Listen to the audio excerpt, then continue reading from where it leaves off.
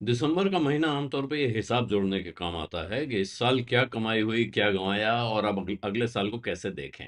तो बाकी दुनिया का बाकी बाजार का हाल आप देख रहे हैं, तरह तरह की अनिश्चितताएं, तरह तरह के सवाल, एक उम्मीद कि अभी भारत अमेरिका की डील हो जाएगी और उसके बाद ज्यादातर चीजें ठीक हो जाएंगी।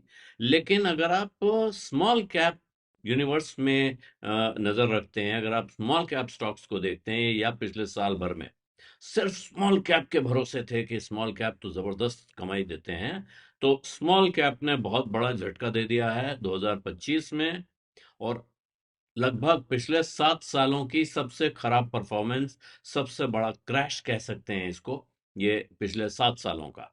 लेकिन अब यहां से सवाल ये नहीं रह गया है कि कितना नुकसान हो गया। नुकसान तो लोग अपने सामने लेके बैठे हैं।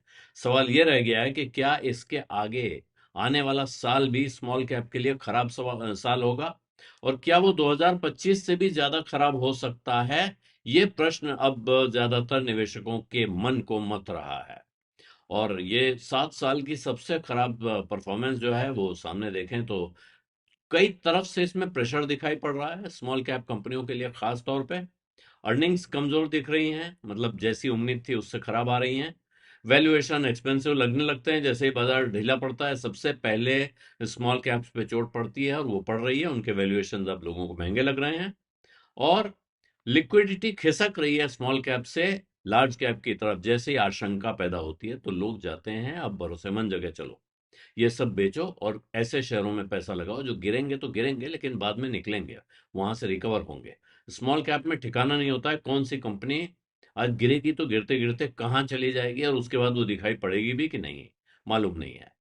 तो अगर आप रिटर्न्स देखें, खासतौर पर बीएसई स्मॉल कैप इंडेक्स को ही देख लें, तो इसने 2023 में 47.5% का रिटर्न दिया था। मतलब समझ करीब करीब जितना पैसा था उसको 1.5 गुना कर दिया। उसके बाद 2024 में उसके ऊपर 29.3% का रिटर्न और दिया। तो आज की तारीख में लेकिन 2025 में नवंबर एंड तक जाके देखें तो 9.5% डाउन है, 9.45% डाउन है ये शेयर। और ये 2018 के बाद से स्मॉल कैप यूनिवर्स का सबसे खराब साल है। 2018 में स्मॉल कैप शेयर्स 23% गिरे थे, यही इंडेक्स 23% गिर के बंद हुआ था। और अब आप पिछले 2 सालों में देखें तो 93% का उछाल इस सेगमेंट में आया है। और वहां से अब कह सकते हैं कि एक पूरा चक्कर घूम के वापस ठिकाने पे पहुंच रहा है वो। और इन्हीं 2 सालों में, जो 2 साल उसने जबरदस्त रिटर्न दिया है, उन 2 सालों में जबरदस्त फंड फ्लो आया है स्मॉल कैप्स में। और बहुत सारे रिटेल इन्वेस्टर्स ने इसमें पैसा लगाया है, जम के पैसा लगाया है। आप अगर म्यूचुअल फंड्स की परफॉर्मेंस देखें तो जो स्मॉल कैप ओरिएंटेड फंड्स हैं उन्होंने बाकी सबको बहुत बुरी तरह पछाड़ के छोड़ा है। तो नवंबर तक का अगर आंकड़ा अगर आप देखेंगे तो 1,000 लिस्टेड कंपनियां हैं जिनमें से करीब 20% की गिरावट आ चुकी है। 1,000 कंपनियों में अपने ऑल टाइम हाई से 20% की गिरावट आ चुकी है। उनमें से 440 शेयर ऐसे हैं जो 50% से ज्यादा गिरे हैं, और कुछ तो ऐसे हैं जो 90% तक गिर गए हैं। और इनमें कोई बहुत ऐसा नहीं है कि कोई बहुत ही आपने नाम न सुना हो ऐसी अनसुनी अनजानी कंपनी है। कुछ बड़े बड़े नाम हैं, कुछ बड़े सेक्टर्स में, टेलीकॉम में है, इंफ्रा में है, रियल स्टेट में है, इंजीनियरिंग में, textile, commodities, financials, media, IT services, pharma, defence और रिन्यूएबल एनर्जी स्पेस में भी हैं जो 90% तक गिरे हैं। कौन से स्टॉक्स हैं, कुछ नाम ले देते हैं तो वो हैं GTL Infra, Subex, Vakrangee, Filatex Fashions, Dish TV, Peninsula Land, Reliance Infra, Reliance Power, SCPC, Shankara Building Products, GVK power.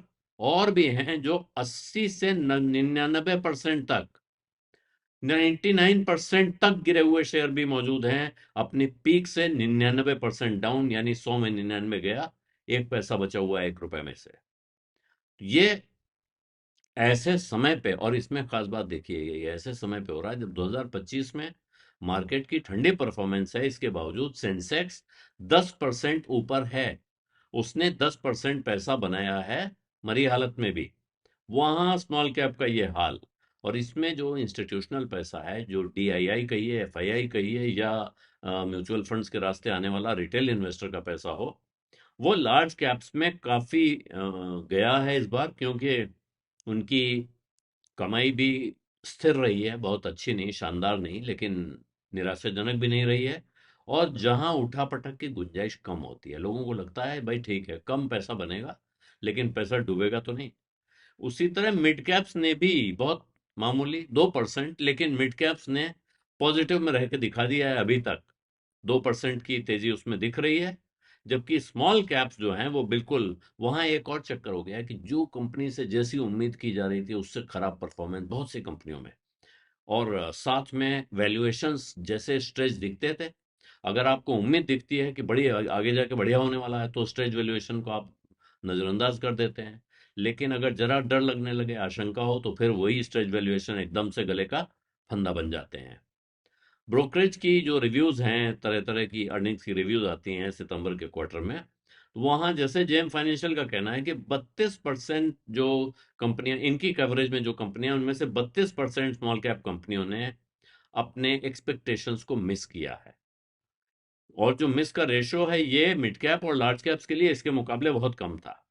यहां तक कि निफ्टी 50 के अंदर भी, जहां 40% कंपनियों ने टारगेट बीट किए हैं, वहां भी 28% ने फिर भी मिस किया है।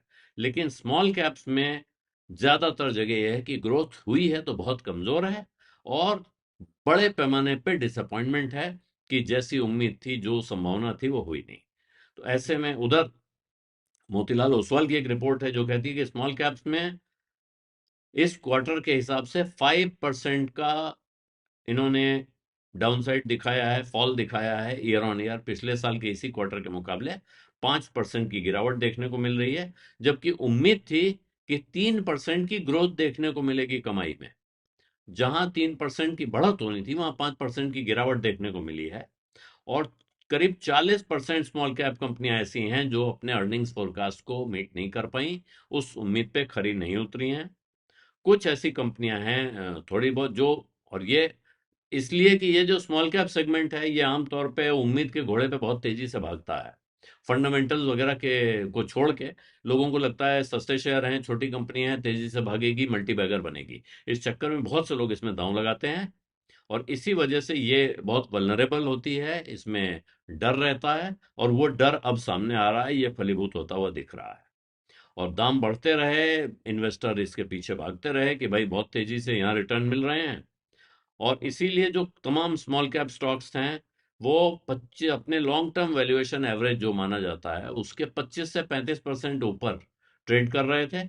और अब जब अर्निंग्स सामने आ रही हैं, तो धीरे धीरे ये जो उत्साह था, वो बुलबुला, कह सकते हैं, बुलबुला भी नहीं, बुलबुला फटने वाला नहीं है यहाँ, लेकिन झाग बैठ रहा है, ये कहा जा सकता है इसमें। तो अब प्रश्न ये है कि अगले साल क्या होगा। तो अभी का है कि अभी निफ्टी के वैल्यूएशंस करीब करीब 10 साल के एवरेज के आसपास हैं, जो 20.5 टाइम्स उनकी आने वाले साल की जो कमाई होगी उसके 20 गुना से ऊपर माने जा रहे हैं।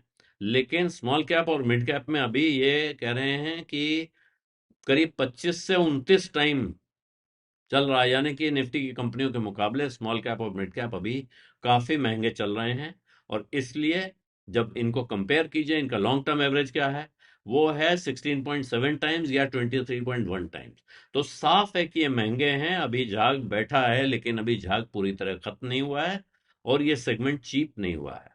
दूसरा ये है कि पैसा कहाँ से आएगा। जो लोग पैसा लगा रहे हैं वो कह रहे हैं भाई जहां भी लगे, ऐसी जगह लगे जहां खतरा ना रहे, जोखिम ना रहे, डूबने का डर ना रहे, बहुत कमाई ना हो, कोई बात नहीं है। इसीलिए अब जो पैसा आ रहा है, ये ज्यादातर, अब जो मार्केट रिबाउंड हो रहा है, ये लार्ज कैप से हो रहा है, वहीं पैसा जा रहा है। छोटी कंपनियों में पैसा बहुत ज्यादा तर जा नहीं रहा है। और इसीलिए जो इंडेक्स के ज्यादातर जो कंस्टिट्यूएंट्स हैं, उन्हीं में पैसा जा रहा है।